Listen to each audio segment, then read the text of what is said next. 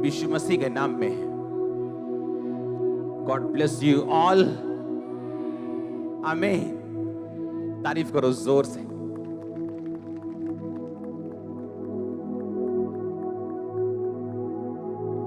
अगले लेवल पे जाना चाहते हो? आपको चुना गया अगले लेवल पे जाने के लिए। सुनो,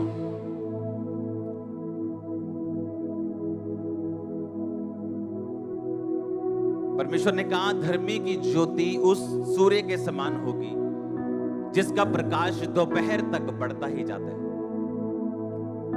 यानी धर्मी अपनी जिंदगी में उस लेवल तक बढ़ेगा जब तक वो अपनी परफेक्ट ग्लोरी में नहीं आ जाता, जब तक वो 100% नहीं हो जाता जिस 100% के लिए परमेश्वर ने आपको अपने पास बुलाया। परमेश्वर ने कहा मैं तुझे ग्लोरी टू ग्लोरी, अंश अंश करके अपनी महिमा में परिवर्तित करूंगा।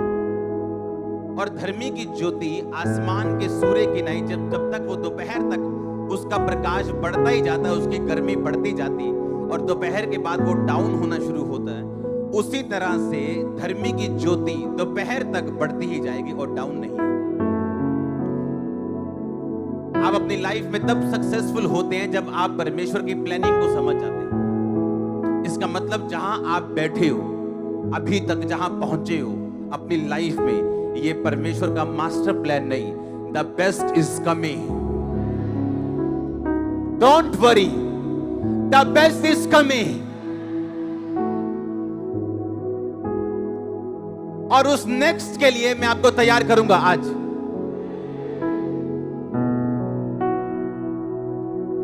आपको परमेश्वर ने किसी काम के लिए बुलाया,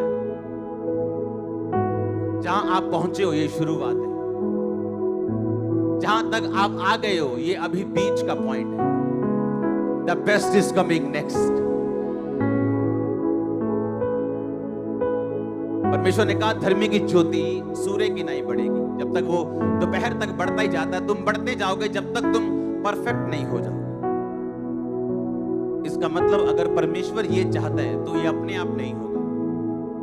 मेरा कुछ रोल है, प्रभु का कुछ रोल है।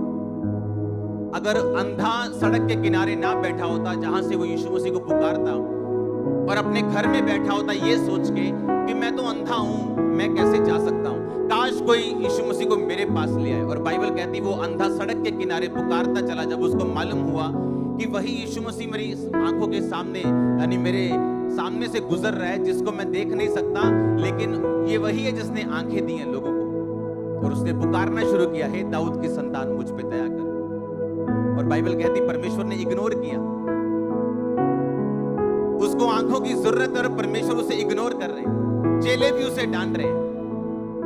पर एंड में the best is coming next आया कि नहीं, और वो हील हुआ कि नहीं। तो आपका रोल है आपके बेस्ट तक पहुंचने के लिए।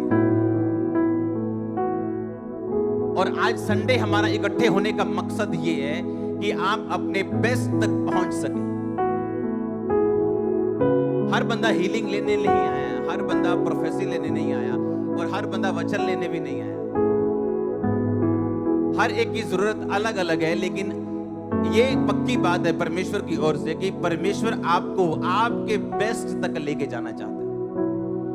अपने हाथों को उठा के बोलो मेरे सारे प्लान खत्म हो जाएं और परमेश्वर के प्लान शुरू हो। अब गुस्सा नहीं होना जब वीजा नहीं लगे तो। हाँ, द बेस्ट इज कमिंग। ये मैंने आपको कुछ कहा है, अगर आप समझ जाए तो। आपका प्लान अच्छा हो सकता है पर वो परमेश्वर के लिए अच्छा नहीं। वो बेस्ट आप ले सके, आपको वचन को खोजने की जरूरत है। आप जब बाइबल में घुस जाते हैं, वचन को खोजते हैं, आप डे बाय डे अंश अंश करके अपने बेस्ट तक पहुंचते जाते हैं। बहुत से लोग कहते हैं टाइम अपने आप सब कुछ ठीक कर देगा। ये इस सदी का सबसे बड़ा झूठ है। टाइम कभी कुछ भी अपने आप ठीक नहीं करेगा, आपको ठीक करना पड़ेगा। इसीलिए परमेश्वर ने कहा, मांगो तो दिया, ढूंढो तो तुम, खटखटाओ तो तुम्हारे लिए। यानी पहले तुम्हारा पार्ट शुरू होगा और फिर मैं अपना पार्ट प्ले करूंगा। पहले तुम शुरू करोगे और एंड मैं करूंगा, परमेश्वर ने कहा।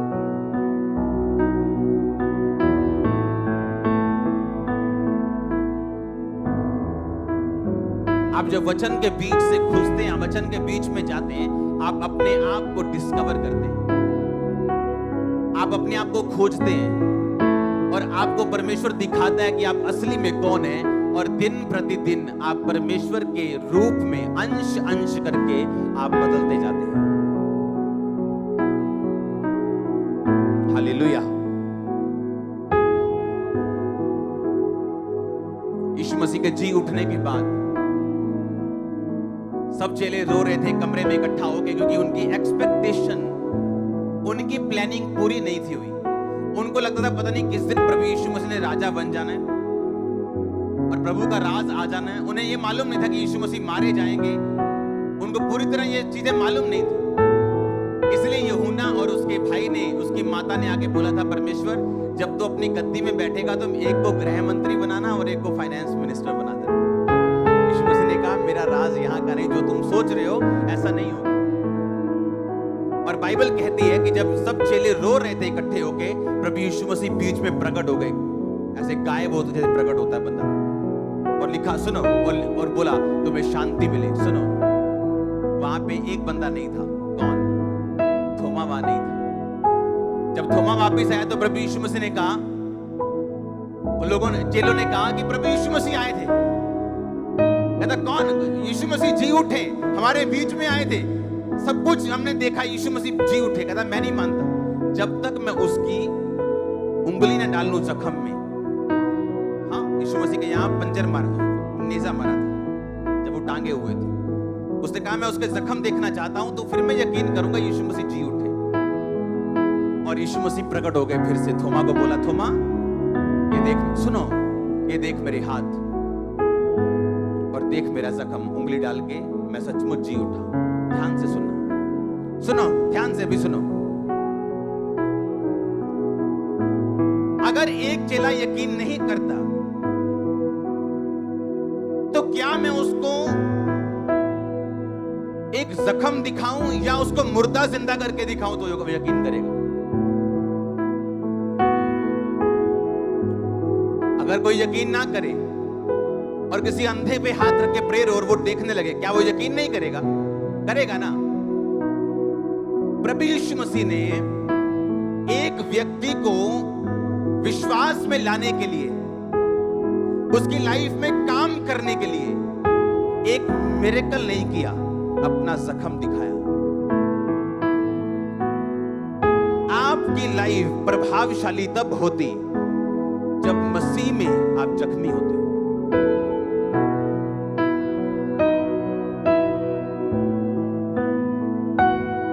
आज यहां पे लाखों लोग बैठे हैं, इसका कारण मेरी प्रेयर नहीं। अगर प्रेयर से सब कुछ मिल जाए तो सब प्रेयर करने वाले हैं, सबकी चर्चें भरी हो।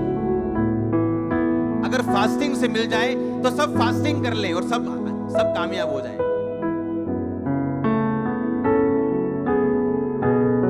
आपकी महानता आपके जख्मों से जानी जाती है, ना कि आपकी प्रेयर से। आपके जख्मों से, ना कि आपकी प्रेयर से। मैं भी प्रचारक हूं। क्या करेगा तेरा प्रचार जब तेरे जख्म ही नहीं? अगले लेवल पे जाने के लिए जो आप डिजायर करते हो, आपको जख्मों से होके गुजरना पड़ेगा, जो बहुत से लोग नहीं चाहते हम गुजरे। आप एक्सपेक्ट कर रहे हो मेरा वीजा लग जाए अभी, और वीजा तो नहीं लगा आपका, उल्टा आपको बीमारी हो गई साथ में, और आपका विश्वास हिल गया कि मैं तो लोगों को बोल के बैठा हूं कि अभी मेरा वीजा लगेगा, देखना बल्ले बल्ले हो जानी, मैं बाहर चल जाना था, फेसबुक पे लाइव होके दसूंगा। और एकदम से क्या मालूम पड़ता है कि वीजा तो रिजेक्ट हो ही गया, बीमारी भी साथ में हो गई। शॉक लगा। और और फिर परमेश्वर देखेगा तू कहां जाता है, क्या सोचता है और क्या करता है और क्या बोलता है। अगर तब तू विश्वासी पाया गया, अगला लेवल कोई दुनिया का लाल नहीं रोक सकता तेरी लाइफ में। यीशु मसीह ने कहा अगर मैं किसी चेले को अपना करने के लिए कुछ दिखाऊंगा तो वो मेरे मिरेकल्स नहीं, मेरे जख्म होंगे। आज जनरल जो परमेश्वर के बड़े दास हैं, वो अपने प्रीचिंग से नहीं, अपने दुखों से जिनसे वो निकले उनसे जाने जाते हैं।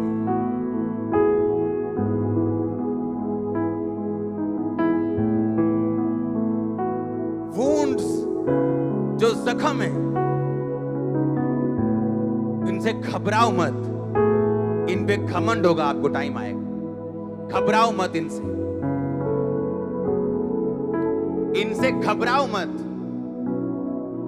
ये अगले लेवल पे लेके जाने की दवाई है आपके लिए। इनसे घबराओ मत।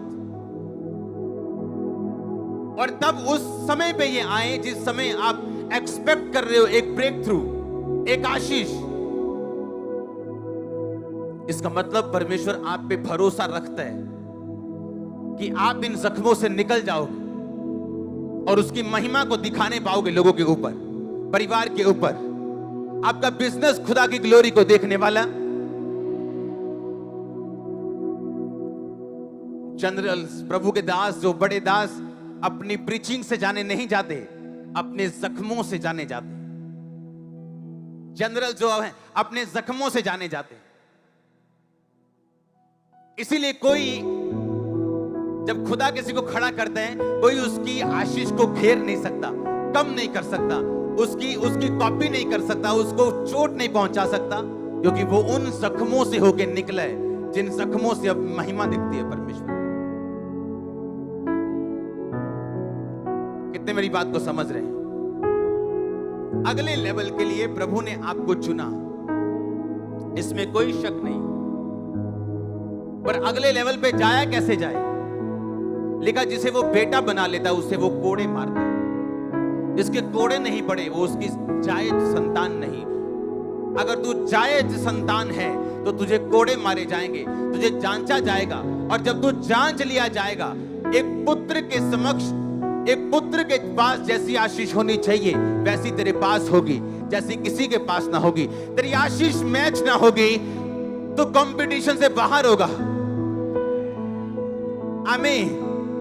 आप जब अपना ट्रैक पकड़ लेंगे, आप कंपटीशन से बाहर हो जाएंगे। आप अपने आप में यूनिक होंगे, पावरफुल होंगे और अपने आप में अलग होंगे आप।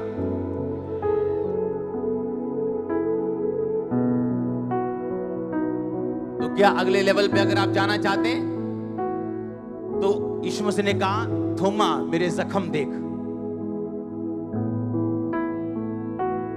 आपके जख्म जो है वो ग्लोरी प्रकट करेंगे परमेश्वर की। इनसे घबराओ मत। वो रिलेशनशिप में हो सकते हैं, फाइनेंस में हो सकते हैं, शरीर में हो सकते हैं, आत्मा में हो सकते हैं, वो किसी भी चीज में हो सकते हैं। इनसे घबराओ मत।